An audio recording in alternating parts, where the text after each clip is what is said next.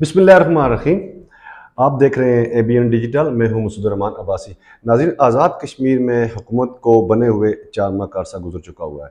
जो मौजूदा वज़ीर-ए-आज़म आज़ाद कश्मीर हैं, इन्होंने जो अपनी पॉलिसियाँ हैं, जो माजी की हुकूमत थी या माजी के हुक्मरान थे, उनसे हट कर अपनी पॉलिसियों को आगे लाया। इस वक्त जो आज़ाद कश्मीर के प्राइम मिनिस्टर हैं चौधरी अनवर हक, उनकी पॉलिसियों से आज़ाद कश्मीर के जो लोग हैं उनको हर तरफ़ा इजाफ़ा जो उनकी फलाह बहबूद है या उनकी माशी इसमें इजाफ़ा हो रहा है। लेकिन आज़ाद कश्मीर की जो ब्यूरोक्रेसी है और जो दीगर सियासी जमातें, वो आज़ाद कश्मीर से वज़ीर-ए-आज़म आज़ाद कश्मीर से या उनकी पॉलिसियों से नाला हैं।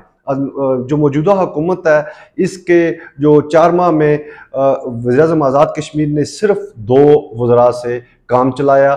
एक जो सीनियर वज़ीर हैं, उनको वज़ारत ख़जाना का दौरान बजट ओहदा दिया, पोर्टफोलियो दिया। उसके बाद जो दीगर वज़ीर उनके साथ अभी तक हैं, उनमें से किसी एक को भी पोर्टफोलियो नहीं दिया गया।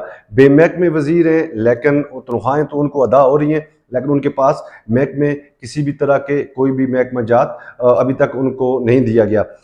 इस तरह वज़ीर-ए-आज़म आज़ाद कश्मीर अपने 2 वज़रा पहले 2 से 3 महीने जो सिर्फ 2 वज़रा को साथ लेकर चलते रहे।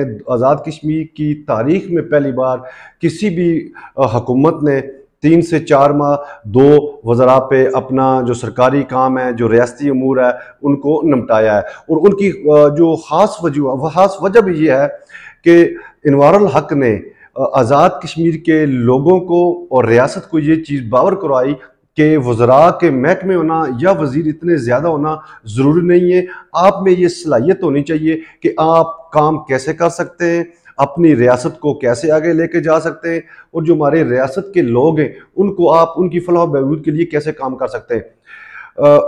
अनवर हक ने आते ही जो वज़ीर-ए-आज़म सेक्रेटरीट में 300 मुलाजम थे, जो डेपुटेशन पे मुख्तलिफ महकमा जात से आए हुए थे, उनको अपने जो असल जाए तैनाती है उस पर भेजा। जो डेपुटेशन पे यहाँ सरकारी अफसरान और मुलाजमीन थे, उनके अलाउंसेस में हर माह करोड़ों रुपए उनको उस मद में जाते थे। लेकिन एक तो उसकी बचत की, दूसरा जो प्राइम मिनिस्टर ने अपने रिहाइश जो रखी वो स्पीकर हाउस में रखी, बजाय इसके कि वो वज़ीर-ए-आज़म हाउस जाते, वहाँ के अखराजात कम किए।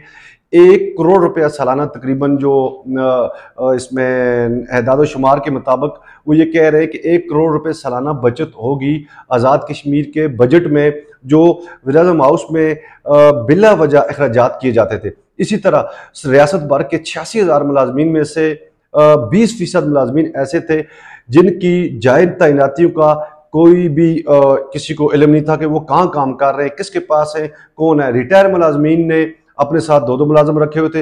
इन्होंने आते ही उसका नोटिफिकेशन जारी किया कि आज़ाद रियासत में जो भी सरकारी मुलाजम है वो अपनी असल जाए तैनाती पे हाजिर हो। इस तरह बायोमेट्रिक का वज़ीर-ए-आज़म आज़ाद कश्मीर का जो बहुत ऐसा इक़दाम है, सरकारी मुलाजमीन सियासत करते थे लेकिन दफ्तरों में नहीं आते थे। बायोमेट्रिक की वजह से अब सरकारी मुलाजमीन जो है वो मजबूर हो चुके हुए हैं।